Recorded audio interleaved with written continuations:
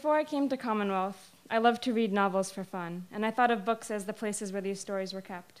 So when I learned that Commonwealth used the Boston Public Library as a resource for students, I thought it was a pretty cool concept, but it wouldn't really make much of a difference to my education or my experience at Commonwealth.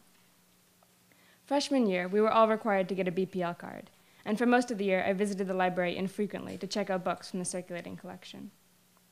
But that changed when we began our ancient history research papers.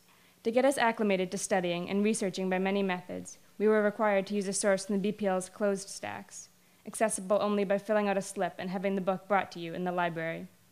These stacks are in the old section of the BPL, built in the 1800s, as opposed to the modern section, which is a great example of the use of concrete in 70s architecture. And so I found myself standing in a marble-floored room in the BPL one spring afternoon, filling out slips for books on the ancient Tyrian purple dye industry. My research topic was a bit obscure. It takes about half an hour for them to get the books from the stacks, so I was presented with a buzzer that would go off when they were available. I remember feeling a bit like I was at Outback Steakhouse, waiting for a table to open up. The buzzers looked identical. So there I was, stuck in this huge old building with nothing to do. I wandered through room after room, filled with people studying and reading at long tables and in leather armchairs, rooms lined with bookshelves full of huge reference volumes. Best of all were the huge murals of mythical creatures and people on the walls and ceiling, and the gigantic reading room with its high vaulted ceiling and unnaturally quiet atmosphere. When my buzzer went off, my wanderings were over for the day, but I resolved to continue them as soon as possible. I returned to the BPL many times in the following years, sometimes for research, other times just to walk around and take it all in. Every time, I would discover something that I hadn't seen before, a new nook or cranny, some beautiful architectural detail. There were even more rooms with gorgeous murals, rooms with exhibits on books, art, or history, and even a room filled with little dioramas of famous printmakers at work. One day, once again waiting for a book from book delivery, I stumbled upon an open door at the end of a long room full of music and art books. The door led to a darkened room, its walls lined with bookcases lit from within, giving the place the feel of a museum.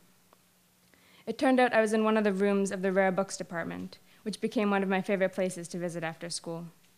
The bookshelves are covered in glass, so only the spines are visible, but those alone are fascinating. The books range in size from huge volumes that are probably 5 inches thick to small psalm books that could fit in a pocket.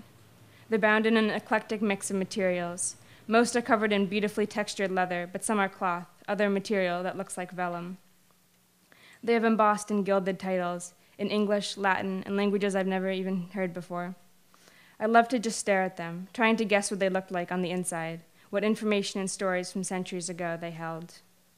From exhibits on book design to a room filled with hand-carved marionettes, I never quite knew what I would discover next. This spring, with time running out for me to find something to do for my March project month, I decided that the BPL would be an interesting option, if only because I just liked being in that building. I went to the BPL website and sent an email outlining my interest to Susan Glover, because her name was first on the list of staff in the rare books department, and her title sounded the most impressive. Luckily for me, her response was positive, and she was extremely helpful in putting together a project for me with the rare books and archives. I cleaned and organized collections of manuscripts and personal correspondences, and worked in the conservation lab, which was my favorite part. In the conservation lab, I worked on the restoration of an old ledger book from the 1850s that someone a few decades later had turned into a scrapbook, covering it in newspaper clippings. I had to soak off clipping after clipping of silly and occasionally atrocious 19th century short stories, bad poetry, and thoughtful moral sayings, so the ledger book underneath could be read again. I also washed and treated the pages of anti-slavery pamphlets by slowly immersing the pages in a water and ammonia bath, then carefully removing them on screens to dry. My favorite project was when I got the opportunity to conserve a 19th century book with a beautiful embossed cover, which was incredibly exciting, but also a little nerve-wracking because the slightest mishap could tear the delicate cloth on the cover. After looking at these old books for so many years, I now got a chance to help preserve them, and it was exciting to see some of these incredible objects up close, but also sad to see the horrible condition some of them were in after years of use and exposure. When I came to Commonwealth, I thought of myself primarily as a math-science person. In the past 4 years, I've become increasingly interested in history and art. The BPL became invaluable for exploration and research in these subjects, especially when my topics were a bit out of the ordinary, like when I found a reprinting of an 11th century Islamic medical text for a medieval history paper. In US history, I wrote a research paper on oral histories collected during the Great Depression. Sitting in the huge reading room in Boston, reading firsthand accounts of people struggling to get by and support their families in the rural South, I felt transported. Just this year, in Miss Saporin's art history class, we went to the print department to view prints by Toulouse-Lautrec and Picasso. Being able to see their work up close, with all its intricacy of line work and vivid colors, gave me a much more personal connection to the art than just seeing a slide or a reprint in a book. For me, Commonwealth's connection to the Boston Public Library exemplifies not only the use of Boston's resources to enrich our classes, but also the spirit of curiosity I feel is a part of Commonwealth and its students.